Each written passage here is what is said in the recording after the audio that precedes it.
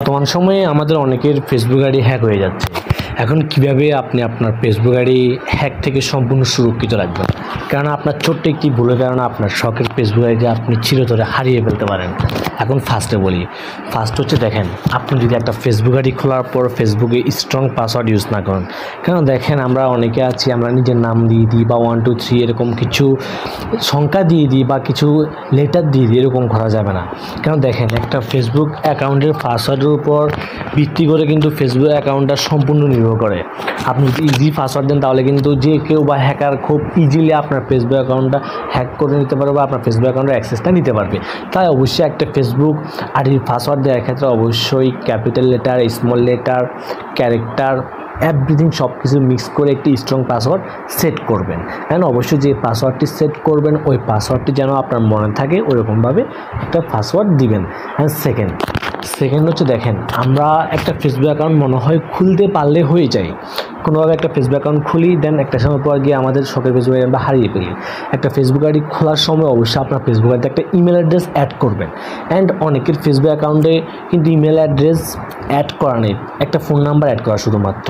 তাই অবশ্যই আপনার ফেসবুক আইডি আপনি আপনার ইমেল অ্যাড্রেসটা অ্যাড করে রাখবেন। কেন দেখেন, আপনি যদি আপনার ফেসবুক আইডিতে ইমেল অ্যাড্রেস অ্যাড না করেন তাহলে কিন্তু আপনার ফোন নাম্বার দিয়ে কিন্তু যে কেউ ইজিলি অ্যাক্সেস নিতে পারবে।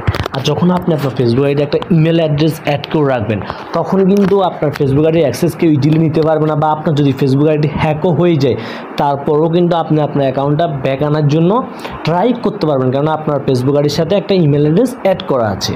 হ্যাঁ, 3 নাম্বার হচ্ছে দেখেন, আমরা অনেক সময় কী করি, আমরা অনেক সময় অনেকগুলো ডিভাইসে আমরা আমাদের ফেসবুক আইডি লগ ইন করে রাখি।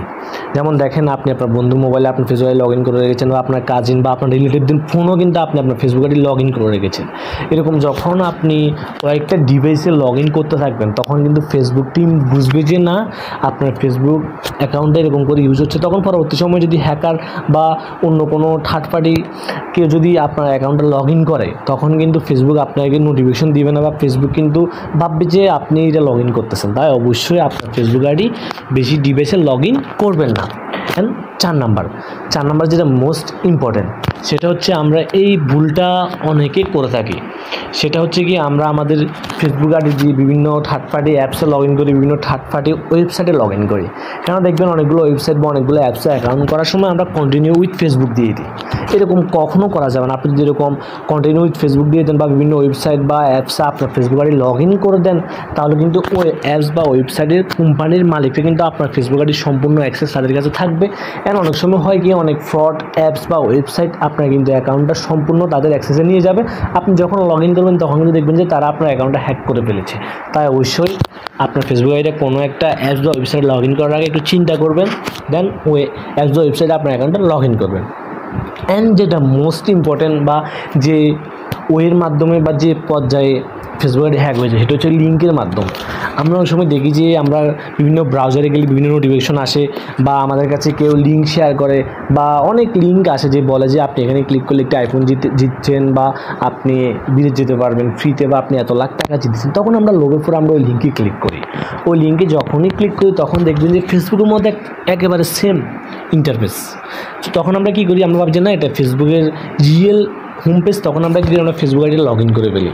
কিন্তু দেখেন, আপনি যে ফেসবুক আইডি লগ ইন করতেছেন এটা কিন্তু সম্পূর্ণ একটা থার্ড পার্টি ওয়েবসাইটের লিঙ্কে আপনি কিন্তু অ্যাকাউন্টটা লগ ইন করতেছেন। আপনি যখনই এরকম লোভের পরে আপনার ফেসবুক আইডি লগ ইন করবেন দেখবেন যে আপনার ফেসবুক আইডিটা লক হয়ে গেছে বা আপনার ফেসবুক আইডি হ্যাক হয়ে গেছে। তাই অবশ্যই আপনার ফেসবুক আইডি যদি আপনি সিকিউর রাখতেছেন তাহলে অবশ্যই আপনাকে এই বিষয়গুলো মেনে চলতে হবে। আর যদি পসিবল আপনার ফেসবুক আইডিটা আপনি 2 ফ্যাক্টর অথেন্টিকেশন এই সেটিংসটা অন করে রাখবেন। আপনি যখন ফেসবুকে 2 ফ্যাক্টর অথেন্টিকেশন সেটিংসটা অন করে রাখবেন তখন কিন্তু কেউ আপনার ফেসবুক আইডি লগ ইন করতে পারবে না। আপনার কিন্তু ফোনে একটা কোড আসবে, আপনার যে ডিভাইসে আপনার ফেসবুক আইডি লগ ইন করা আছে ওখান থেকে কিন্তু একটা পারমিশন যাবে, দেন আপনি যখন অ্যাক্সেস দিবেন তারপরে সে লগ ইন করতে পারবে। তাছাড়া কিন্তু সে আপনার ফেসবুক আইডির পাসওয়ার্ড জানলেও আপনার ফেসবুক আইডিতে লগ ইন করতে পারবে না। ভিডিওটি ভালো লাগলে অবশ্যই একটি লাইক করে দিবেন, আর আপনি যদি আমাদের ইউটিউব চ্যানেল দর্শক হয়ে থাকেন তাহলে অবশ্যই আমাদের ইউটিউব চ্যানেলকে সাবস্ক্রাইব করে দেবেন। তো ভালো লাগবেন সবাই, দেখা হচ্ছে নেক্সট কোনো ভিডিওতে নেক্সট কোনো সময়।